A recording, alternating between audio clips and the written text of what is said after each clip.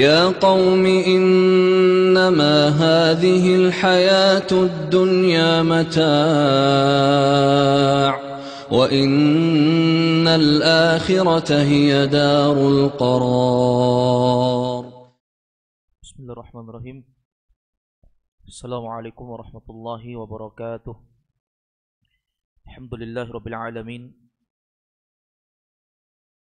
وبه نستعين على أمور الدنيا والدين. أشهد أن لا إله إلا الله وحده لا شريك له إله الأولين والآخرين، وأشهد أن محمدا عبده ورسوله الصادق الأمين صلى الله عليه وعلى آله وأصحابه والتابعين وتابع التابعين ومن تبعهم بإحسان إلى يوم الدين. قال ربنا جل وعلا في كتابه الكريم وهو أصدق القائلين: أعوذ بالله السميع العليم من الشيطان الرجيم. يا أيها الذين آمنوا اتقوا الله حق تقاته ولا تموتن إلا وأنتم مسلمون. معاشر المسلمين wal muslimat a'azzakumullah. Kita kembali melanjutkan pembahasan kita, membahas kitab Al-Mulakhasu fi Syarh Kitab At-Tauhid. Al-Mulakhas artinya ringkasan, fi syarhi terkait penjelasan Kitab At-Tauhid, sebuah kitab yang dikarang oleh Fadilatul Syekh Profesor Dr. Shalih Fauzan bin Abdullah Al-Fauzan hafizahullah ta'ala,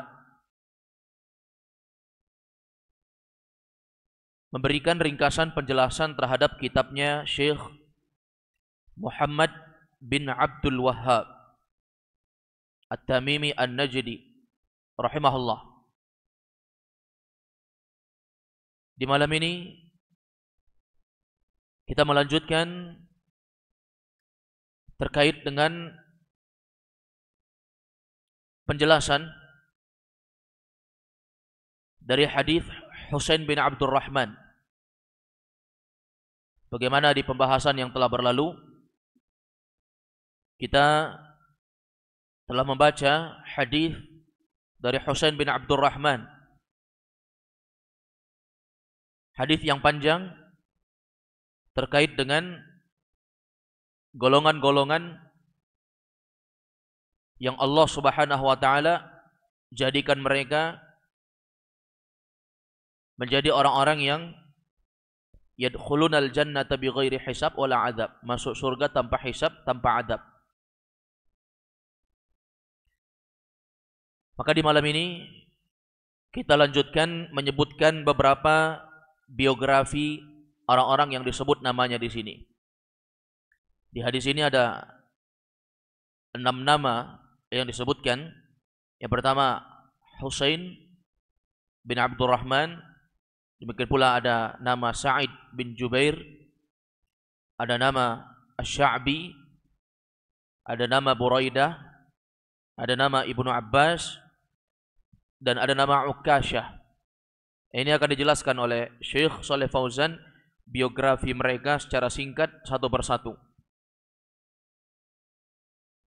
Kata beliau di sini, tarajumur rijal al-waridah asma'uhum fil hadith. Ini di buku cetakan Dar Al-Asimah di halaman ke-37. Kata beliau, hafizahullah, tarajumur rijal, biografi ar-rijal. Rijal jamak dari rajul, laki-laki dewasa. Biografi para lelaki, al-waridah asma'uhum, yang datang nama mereka atau disebutkan nama mereka fil hadis, dalam hadis. Yang pertama Husainun, Husain. Huwa Husain bin Abdurrahman As-Sulami Al-Harithi min tabi'it tabi'in. Mata sanata sittin wa thalathina wa mi'ah wa lahu thalatha wa tis'ina sana. Kata beliau, yang pertama namanya adalah Husain. Ini yang disebutkan dalam hadisnya, Husain bin Abdurrahman. Nama lengkapnya adalah Husain bin Abdurrahman As-Sulami Al-Harithi. Ini salah seorang laki-laki dari kalangan tabi'it tabi'in atau atba'ut tabi'in, muridnya para tabi'in. Kalau tabi'in itu muridnya sahabat. Mata sanata sittin wa thalathina wa mi'ah. Dia meninggal dunia pada tahun 136 Hijriah. Dan dia memiliki usia 93 tahun. Ya, ini usianya. Jadi wafat di usia yang ke-93. Ini Husain bin Abdurrahman. Ini termasuk usia yang panjang ya. Usia 90-an tahun. Yang kedua, dari penamaan yang disebutkan di dalam hadis panjang ini, yaitu Sa'id bin Jubair. Sa'id bin Jubair. Siapa nama lengkapnya? Huwal Imamul Faqih. Min ajillati ashabi Ibn Abbas, qatalahu al-Hajjaj sana 95 walam yukmal al-50. Sa'id bin Jubair, siapa dia? Dia adalah Imam Al-Faqih. Kalau seorang dijuluki dengan imam, berarti ini adalah panutan. Akhlaknya akhlak seorang imam. Keilmuannya keilmuan seorang imam. Kemudian dijuluki dengan Al-Faqih.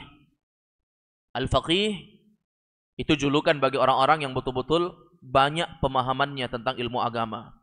Disebut dengan Al-Faqih.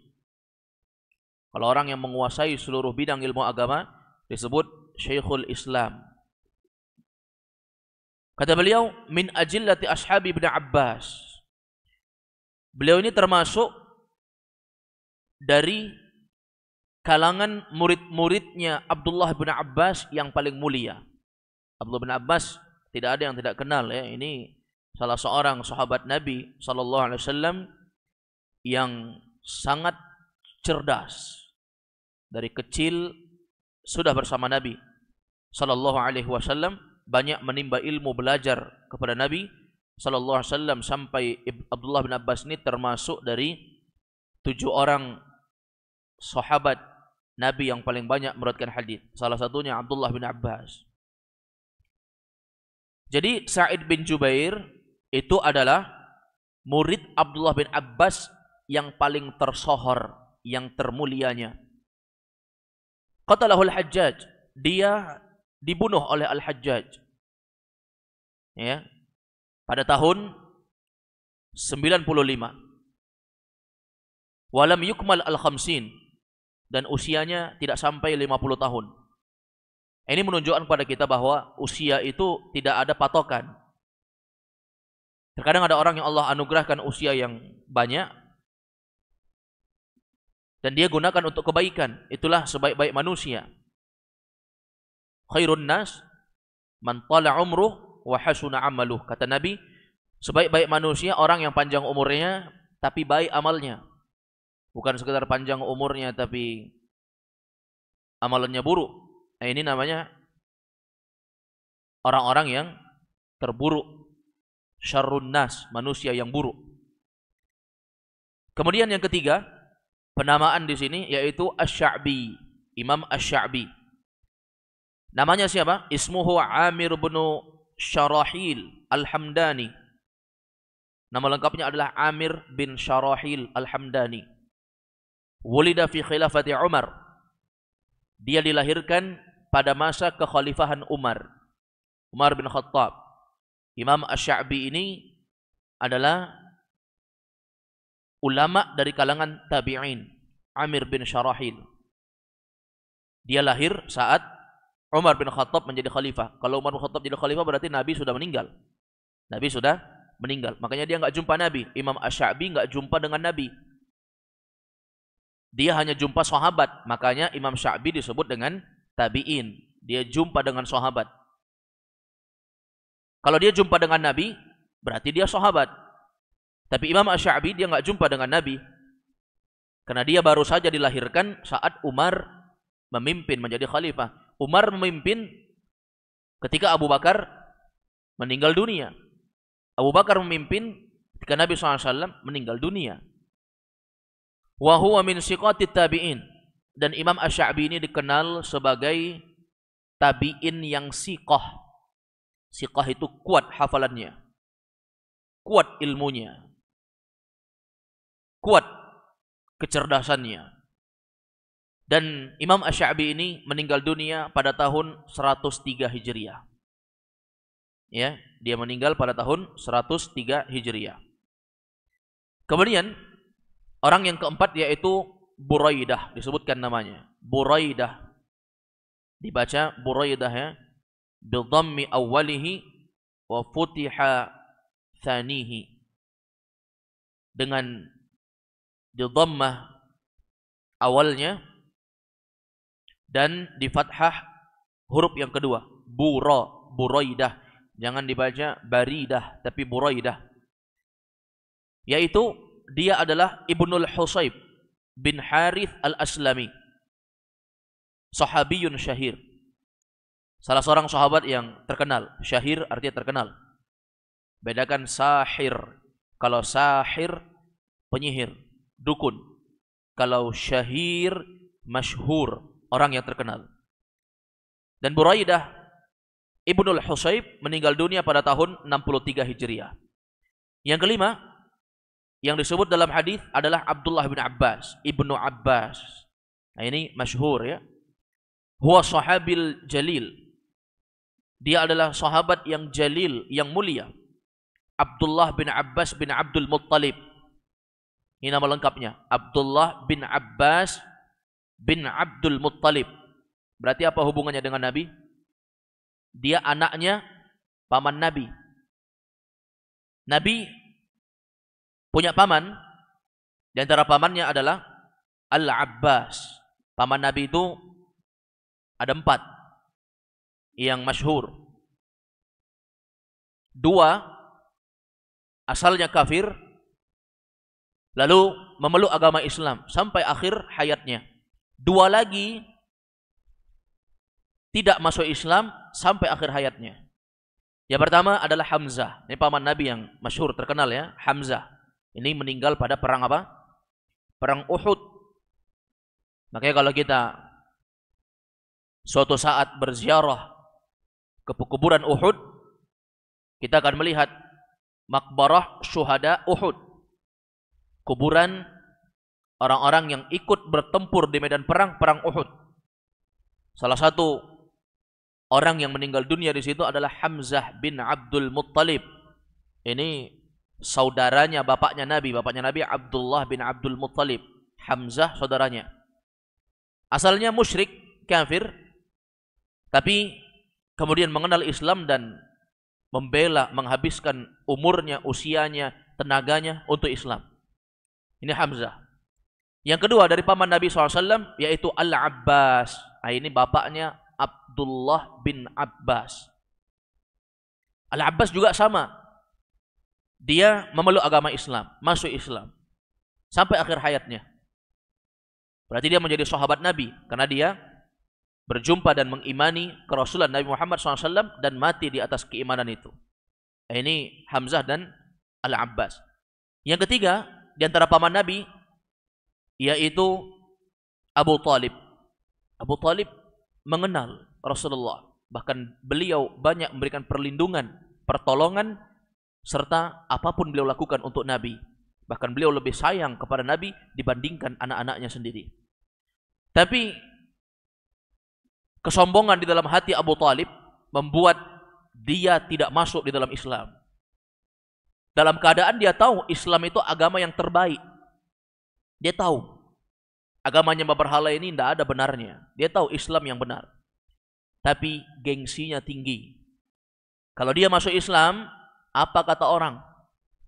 Dia orang dianggap, dipandang di masyarakat Quraisy saat itu. Maka dia enggan dan tidak mau masuk Islam. Sehingga mata alal kufri, mati di atas kekafiran. Padahal Nabi sangat cinta kepada pamannya. Tapi kecintaan Nabi bukan cinta terhadap agama. Cinta Nabi kepada Abu Talib adalah cinta tabi'i, cinta tabiat. Apa hukum mencintai orang kafir? Boleh secara tabiat. Kita punya orang tua kafir, cinta tabiatnya anak cinta sama orang tuanya, tapi bukan cinta agamanya. Paham ini? Jadi tidak mutlak cinta kepada orang kafir itu haram. Buktinya Nabi sangat cinta kepada pamannya. Apa buktinya? Buktinya saat Abu Talib mau meninggal, Nabi datang dan berupaya untuk mengislamkan. Tetapi Abu Talib tidak menerima, justru lebih mengikuti ajaran Abdullah bin Abi Umayyah dan juga Abu Jahal yang saat itu menyesatkan Abu Talib sehingga Abu Talib mata alal kufri, mati di atas kekafiran. Yang keempat di antara paman Nabi SAW siapa lagi? Abu siapa? Abu Lahab. Ini juga paman Nabi nih, Abu Lahab. Yang kekal penamaannya menjadi pelajaran untuk kaum muslimin di dalam Al-Quran. Surah Al-Masad. Tabbat yada abi lahabi wa tab. Celakalah Abu Lahab. Celakalah kedua tangan Abu Lahab. Dan sungguh betul-betul celaka dia. Ma aghna anhu maluhu wa ma kasab, kata Allah. Tidak berguna hartanya dan seluruh apa yang dia usahakan. Sebanyak apapun hartanya, sampai kaya dia mengumpulkan uangnya nggak berguna untuk menyelamatkan dia. Dan wa ma kasab, apa yang dia usahakan semua tidak berguna. Semua sia-sia. Coba lihat. Ma'asyiral muslimin wal muslimat a'azzakumullah. Menunjukkan apa? Bahwa tidak semua keluarga Nabi itu menerima dakwah Nabi sallallahu alaihi wasallam. Kadang musuh itu dari keluarga kita sendiri. Kadang orang yang membenci kita itu keluarga kita sendiri, karib kerabat kita sendiri. Bahkan di antara nabi-nabi Allah Azza wa Jal ada musuhnya dari keluarga terdekatnya, anak dan istrinya. Lihat, Nabi Lut alaihi salam, Nabi Nuh alaihi salam, itu musuhnya anak dan istrinya sendiri. Ya kan? Kemudian, ma'asyiral muslimin wal muslimat a'azzakumullah. Kembali kepada kitab. Terkait dengan Abdullah bin Abbas, bahwa Abdullah bin Abbas ya salah satu anak dari pamannya Nabi, Al-Abbas. Baik. Kemudian kata beliau, Ibnu Ammin Nabi. Dia termasuk anak dari paman Nabi, da'alahu Nabi SAW, yang Nabi mendoakan dia kebaikan saat itu. Da'alahu. Da'alahu artinya mendoakan kebaikan. Ya, mendoakan kebaikan. Di antara doa Nabi untuk Abdullah bin Abbas saat Abdullah bin Abbas masih kecil, Nabi mendoakan Allahumma faqihhu fid din wa 'allimhu ta'wil. Ini doa khusus dari Nabi, jamaah. Doa dari seorang nabi itu mustajab. Nabi doakan orang ini saat dia masih kecil. Allahumma faqihhu fid din. Ya Allah, pahamkanlah anak ini tentang urusan agama Islam secara totalitas. Jadikanlah dia orang yang faqih, ahli fikih. Lihat. Wa'allimhu ta'wil, dan ajarkanlah spesial khusus untuk anak ini takwil tentang masalah Al-Quran. Luar biasa ini. Didoakan menjadi orang yang faqih, ahli fikih, paham tentang agama, dan didoakan jago tentang takwil, tentang tafsir Al-Quran. Kayak Abdullah bin Abbas ini salah satu murid Nabi yang sangat betul-betul mendetail pengetahuan tentang tafsir Al-Quran. Dulu Abdullah bin Abbas itu masih kecil di zaman Nabi. Nabi dan para sahabat sudah melakukan sholat saja berjamaah di masjid. Abdullah bin Abbas itu dulu masih lari-lari di masjid. Ya, bahkan dia mengatakan, menceritakan kepada sahabat Nabi SAW yang lain, ya, ma na'rifu inqidha'a salati Rasulillah SAW ma'a sahabah illa bitakbir. Kami anak-anak saat Nabi SAW dan sahabat yang lain salat, kami tidak salat. Kami di luar. Seperti anak-anak pada umumnya di teras masjid, ya, di luar masjid, lari-lari seperti anak-anak kita. Begitulah yang dilakukan. Dan kami, kata Abdullah bin Abbas, tidak tahu selesainya Nabi dan sahabat salat di masjid kecuali kami mendengarkan gemuruh takbir. Nah, Nabi dan para sahabat itu kalau mereka salat selesai, assalamualaikum, assalamualaikum, maka mereka bertakbir, mengucapkan Allahu Akbar, Allahu Akbar, Allahu Akbar. Itu dikeraskan. Sehingga kata Abdullah bin Abbas, kami nggak tahu selesainya orang sholat di masjid kecuali ada gemuruh suara takbir. Tapi luar biasa jemaah. Ternyata usia itu tidak jadi patokan rendahnya ilmu seseorang. Kadang usia itu hanya sekedar umur. Tapi lihat Abdullah bin Abbas, anak kecil, tapi ulamanya sahabat dia. Sahabat yang tua-tua belajar sama dia. Ulamanya sahabat. Dari kecil didoakan Nabi, berikanlah pemahaman agama kepada dia dan ajarkan dia tentang ta'wil. Bahkan kadzalika wa mata bil-Taif. Ya, demikianlah yang ada pada Abdullah bin Abbas itu, dan beliau meninggal di Taif. Taif salah satu tempat yang jaraknya lumayan jauh dari kota Mekah. Ya, apalagi dari Madinah. Taif ini sudah jarak safar ya. Bagian gunung-gunung di daerah Saudi Arabia, daerah yang dikenal dengan suhu yang dingin. Kalau kita di Makassar ini mungkin di daerah Malino. Nah, kalau di Arab Saudi mau yang daerah gunungnya, dinginnya, namanya Taif. Taif ini tempat hijrahnya Nabi. Abdullah bin Abbas di akhir hayatnya dia memilih untuk pergi ke Taif, berdakwah di Taif sampai dia meninggal dunia. Makanya tidak ada satupun orang yang berkunjung ke kota Taif kecuali mereka akan menyaksikan banyaknya peninggalan-peninggalan Abdullah bin Abbas di sana. Bahkan dibikinkan pintu gerbang besar ya di situ. Tulisannya Bab Abdullah bin Abbas. Demikian pula dibikinkan maktabah Abdullah bin Abbas. Ya. Ada masjid juga di situ, Masjid Abdullah bin Abbas. Nah, itu seputar Abdullah bin Abbas. Beliau meninggal pada tahun 68 Hijriah. Kemudian keenam, Uqasyah. Wa huwa Uqasyah ibnu Mihsan ibnu Hurthan al-Asadi. Kana minas sabiqina ilal Islam. Uqasyah ini dia termasuk as-sabiqina ilal Islam.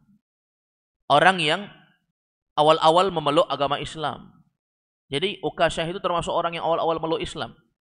Kalau kita bilang as-sabiqun al-awwalun, orang yang dahulu lagi pertama memeluk Islam. Hajara wa syahada Badran. Lalu dia ikut berhijrah wa syahida Badran, dan dia syahid. Ya. Wa syahida Badran, dia mendapati, menyaksikan perang Badar, wa qatala fiha, dan syahid pada perang Badar. Jadi ikut perang Badar. Perang Badar ini perang kedua. Ya. Perang pada tahun 2 Hijriah. Perang Uhud setelahnya, setelah perang Badar, perang Uhud. Itu di tahun ketiga. Perang Badar kaum muslimin menang. Dengan jumlah yang sedikit, Allah tolong kaum muslimin menang. Maka atas kemenangan kaum muslimin, seorang pentolan kaum musyrikin yang bernama Abu Sufyan memanas-manasi bangsa Arab saat itu. Kita dikalahkan oleh Muhammad dan bala tentaranya dengan jumlah yang sedikit. Ayo kita balas dendam. Bagaimana kalau kita serang mereka dari arah Mekah, mereka ada di Madinah. Maka terjadilah peperangan di Gunung Uhud atas komando ya, kompor yang panas-panasi Abu Sufyan ini. Orang musyrikin ada 2 panglimanya saat itu. Saat datang ke Madinah menyerang kaum muslimin. Yang pertama Khalid bin Walid di perang Uhud ya. Yang kedua Ikrimah bin Abi Jahal. Walaupun Khalid bin Walid dan Ikrimah ini pada akhirnya mereka memeluk agama Islam. Di perang Uhud itulah banyak sekali sahabat Nabi yang meninggal. 70 orang meninggal dunia. termasuk sahabat-sahabat senior Nabi sallallahu alaihi wasallam yang meninggal dunia di perang Uhud. Adapun Ukasyah bin Mihsan meninggalnya di perang Badar, perang sebelum perang Uhud. Wastushhida fi qitalir riddah. Dia meninggal dunia wastushhida fi qitalir riddah. Dan dia syahid perang melawan orang-orang murtad, ya. Di sini disebutkan wa qatala fiha, dan dia ikut pada perang Badar, tapi dia syahid meninggalnya di perang melawan orang-orang yang murtad. Ya, Ukasyah bin Mihsan perang saat melawan orang-orang yang murtad bersama Khalid bin Walid pada tahun 12 Hijriah. Nah, ini ketika Nabi SAW meninggal dunia, ya, banyak orang-orang yang murtad, sehingga Ukasyah syahid di sana. Syahid saat perang melawan orang-orang yang murtad. Baik, dia ikut perang Badar, tidak meninggal di sana. Dia meninggal syahid di perang melawan orang-orang yang murtad. Kemudian dalam hadis juga disebutkan Al-Kaukab. Al-Kaukab itu maknanya adalah An-Najmu, bintang.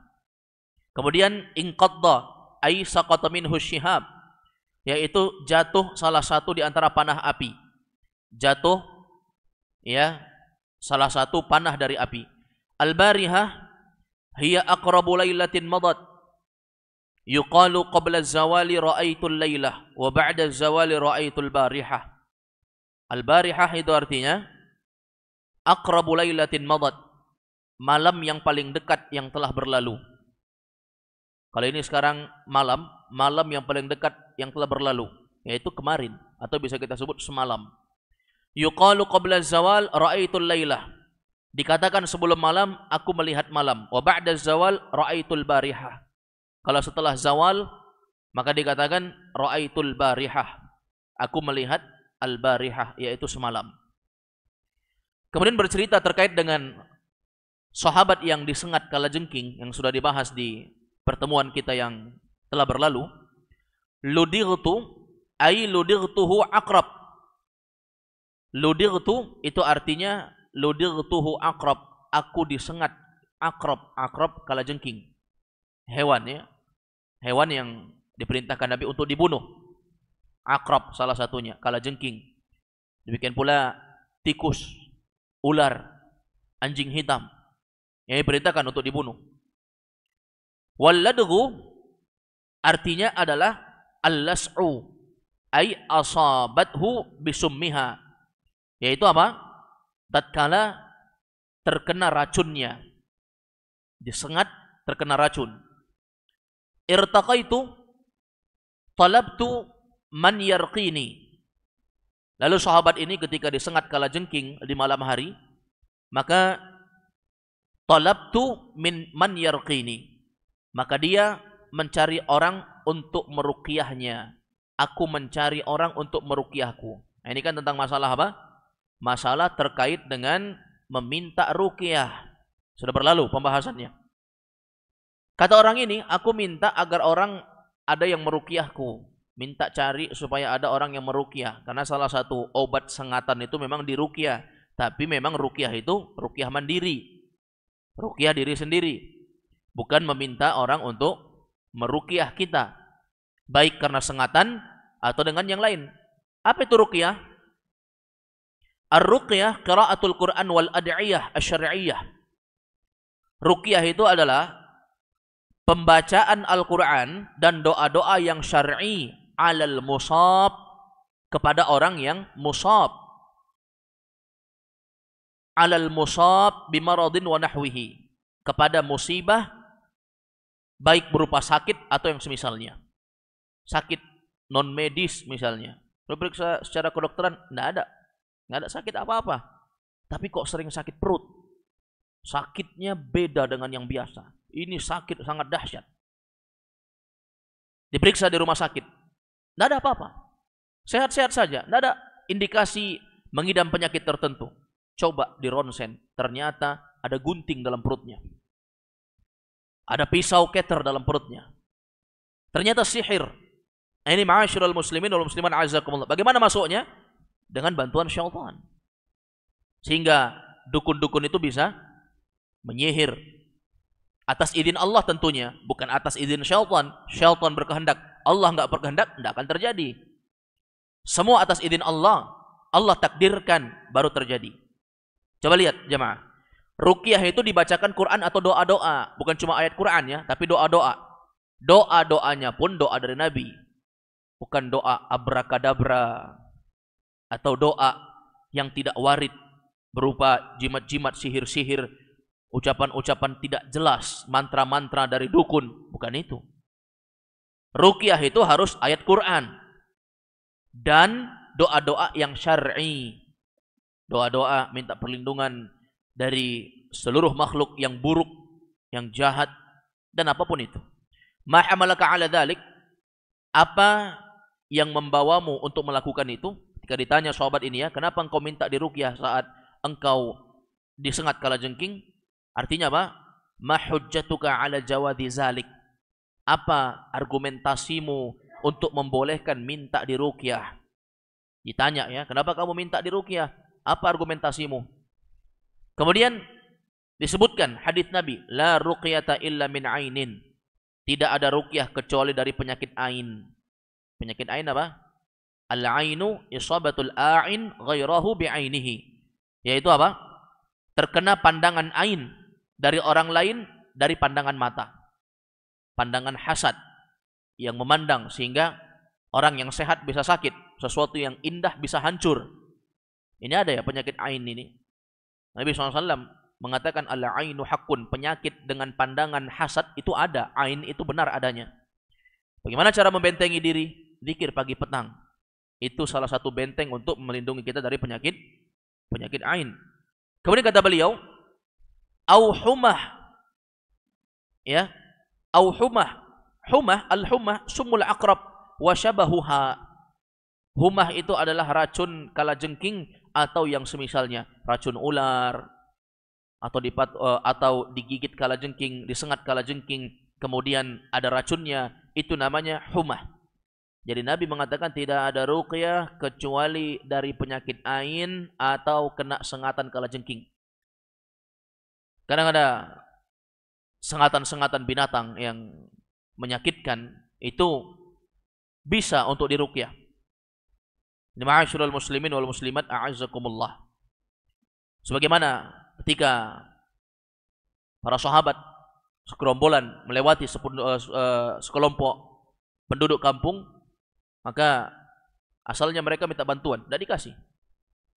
Kemudian mereka jalan lagi, ya, pelit-pelit penduduk kampung sini, kata sahabat. Kemudian di antara mereka penduduk kampung akhirnya minta tolong.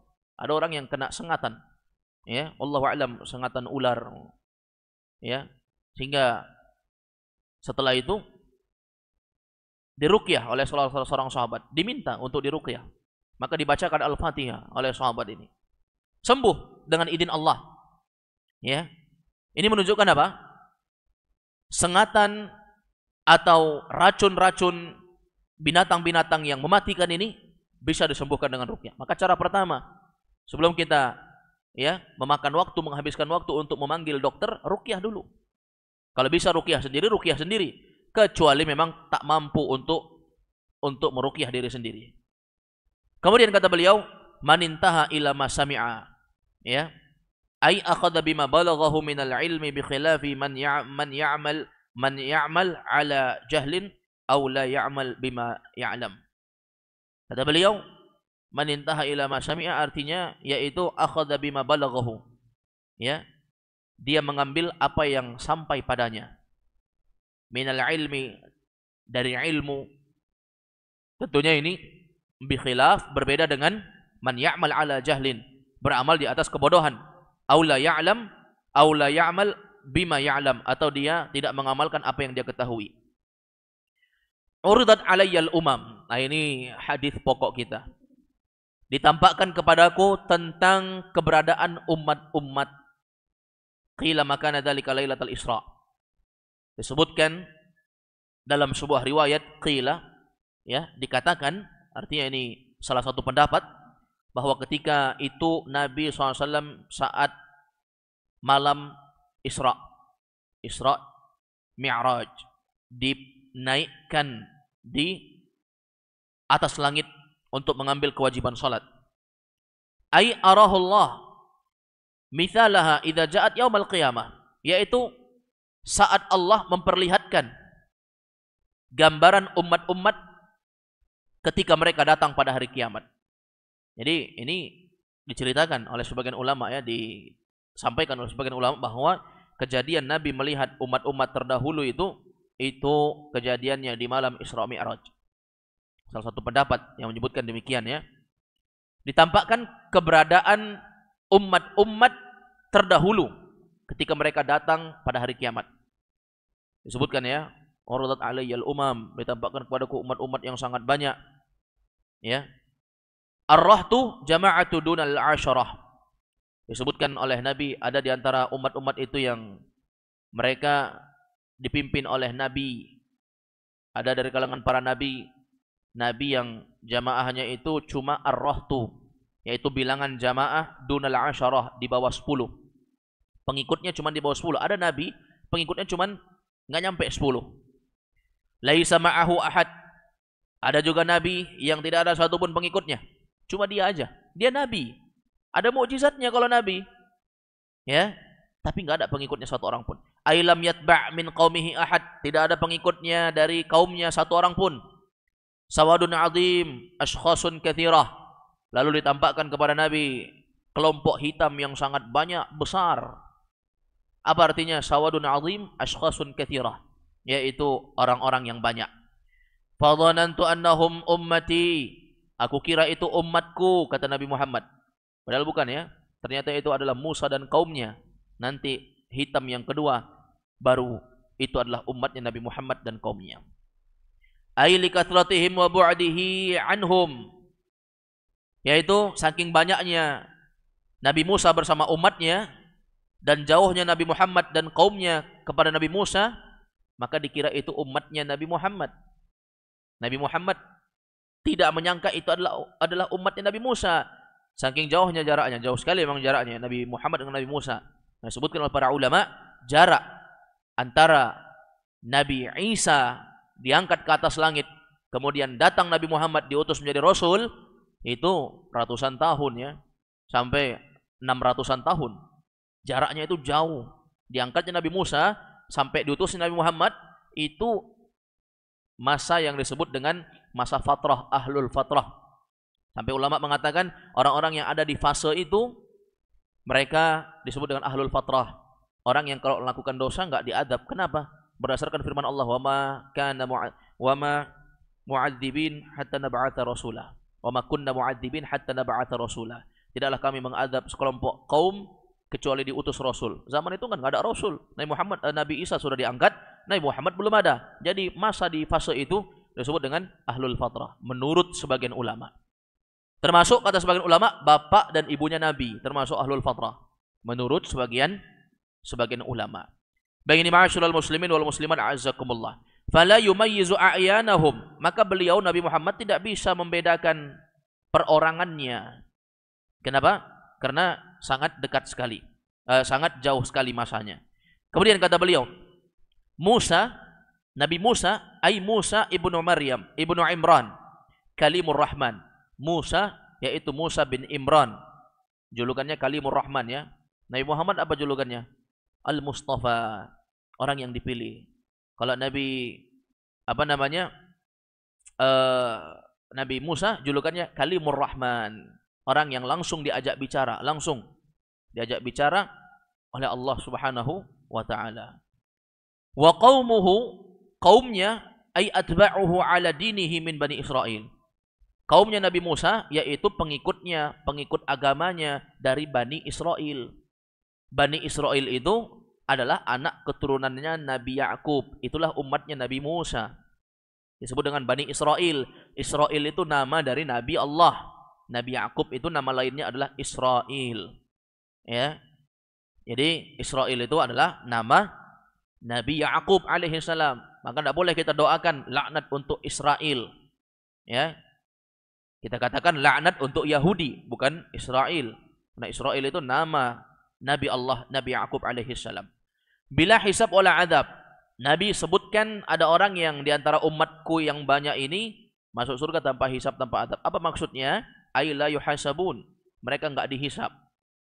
Dimaklumi jamaah bahwa semua amal akan dihisab. Wala yu'adzabun. Semua orang akan diadab dengan dosanya. Tapi golongan 70.000 golongan ini enggak diadab. Qabla dukhulihim al-jannah. Sebelum mereka masuk surga enggak diadab. Langsung masuk surga berarti? Iya. Litahqiqihim at-tauhid. Kenapa? Karena mereka merealisasikan tauhid.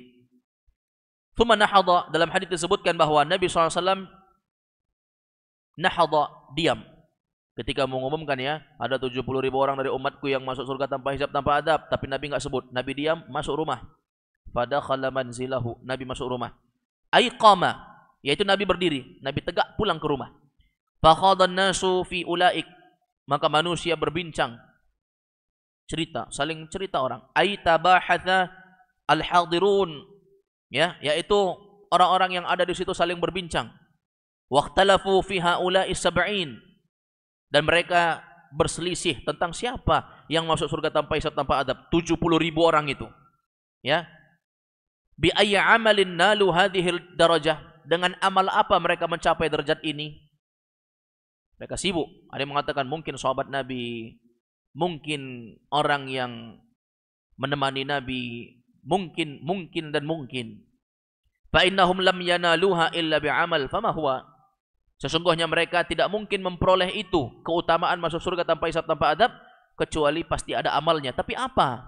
Ini diperselisihkan ya. Fa akhbaruhu ay dzakaruhu adzakaru lin nabi. Mereka menyebutkan untuk Nabi ikhtalafu ikhtilafahum fil muradi biha ulai sab'in, perselisihan, ya. Nabi menyebutkan, ya, siapa yang diperselisihkan dari 70.000 orang itu. Yang pertama apa? La yastarqun, orang yang tidak minta di ruqyah. La yatlubuna man yarqihim istighna'an 'anil nas. Ini golongan pertama ya, yang mesti kita cari keutamaannya, yaitu mereka yang tidak mencari orang untuk meruqyah dirinya. La yatlubuna man yarqihim, mereka orang-orang yang tidak mencari orang lain untuk meruqyah dirinya. Jadi bagaimana? Ruqyah sendiri. Istighna'an 'anil nas, mereka merasa cukup dari manusia yang lain. Kalau kita bisa, kenapa orang lain? Oh, saya nggak bisa ngaji. Yang bisa ngaji kan ustadz, maka panggil ustadz untuk meruqyah. Kenapa nggak bisa ngaji? Ya, apalagi lebih tua. Waktunya digunakan untuk apa? Kenapa nggak belajar mengaji?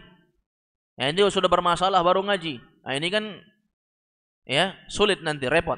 Yang kedua, wala yaktawun. Golongan kedua, mereka orang yang tidak pernah minta dikai. Pengobatan tradisional tempo dulu. La yas'aluna ghairahum ayyakwiyahum binnar. Mereka orang-orang yang tidak pernah minta untuk dikai oleh selain mereka. Tidak pernah minta dikai, pengobatan kai, dibakar besi sampai panas, sampai mendidih, merah, ditempelkan kepada luka yang memang sudah tak kunjung sembuh lama, ya, sehingga sembuh. Maka ini orang-orang yang mereka golongan tidak pernah minta dikai. Yang kedua, yang ketiga, wala yatatayyarun, tidak pernah bertatayyur. Tatayyur apa artinya tatayyur? La yatasha'amuna bit-tuyur wa nahwiha, tidak pernah ada anggapan sial dengan burung atau yang semisalnya. Ada suara burung teriak, burung gagak, berarti ada yang meninggal nih. Ada burung hantu, suaranya jangan keluar, berarti ini ada yang celaka kalau keluar. Nah, ini namanya nganggap sial dengan suara burung. Atau yang selainnya banyak lagi. Bukan hanya suara burung. Kalau ada anak-anak nangis, jangan keluar. Bahaya ini berarti. Berarti ada setan yang berkeliaran di sekitar rumah kita. Akhirnya apa? Anaknya nangis karena banyak nyamuk. Dia mau pergi keluar beli obat nyamuk, membeli autan misalnya. Tapi karena ada suara anak nangis tengah malam, dia anggap sebagai kesialan. Dan banyak ya, sebagian daerah itu punya ciri khas khusus masing-masing. Kemudian yang kata beliau, ala rabbihim yatawakkalun. Yang keempat, mereka itu orang yang bertawakal kepada Rabbnya. Ya'tamiduna fi jami'i umurihim alaih. Mereka itu adalah orang yang menyandarkan seluruh urusannya kepada Allah, la ala ghairihi. Mereka tidak pernah menyandarkan urusan kepada selain Allah. Wa yufawwiduna umurahum ilaih, dan mereka hanya menyerahkan urusannya kepada Allah. Kemudian kalimat terakhir, sabaqaka biha Ukasyah ay ila ihrazi hadhihi sifat, ya, au sabaqaka bisual. Ketika ada orang yang minta, karena Ukasyah bilang, ya Rasulullah, jadikan aku termasuk 70.000 orang yang masuk surga tanpa hisab tanpa adab. Maka kata Nabi, anta minhum, kamu termasuk. Ada lagi yang berdiri, ya Rasulullah, jadikan aku juga. Maka kata Nabi, sabaqaka biha Ukasyah, engkau sudah didahului oleh Ukasyah. Ukasyah sudah minta. Artinya apa? Ai ila ihrazi hadhihi sifat. Ukasyah telah mendahului Anda untuk memperoleh sifat-sifat itu. Au sabaqaka bisual. Ukasyah sudah minta duluan. Ya, maka Anda jangan minta lagi. Ukasyah sudah duluan. Wallahu a'lam, insyaallah kita masih melanjutkan syarah terkait dengan hadis, ya, panjang ini, hadis Husain bin Abdurrahman ini. Insyaallah akan ada al-ma'na al-ijmali lil hadis, makna global, demikian pula munasabatul hadis lil bab, sisi kesesuaian hadis dengan kitab tauhid, dan ma yustafadu minal hadis, faedah-faedah yang bisa dipetik dalam hadis yang panjang ini. Wallahu a'lam bishawab. Naktafi bihadzal qadar. Wassallallahu wasallam ala nabiyina Muhammad wa ala alihi washabbihi wasallam. Subhanakallahumma bihamdik asyhadu an la ilaha illa anta astaghfiruka wa atubu ilaik. Assalamualaikum warahmatullahi wabarakatuh.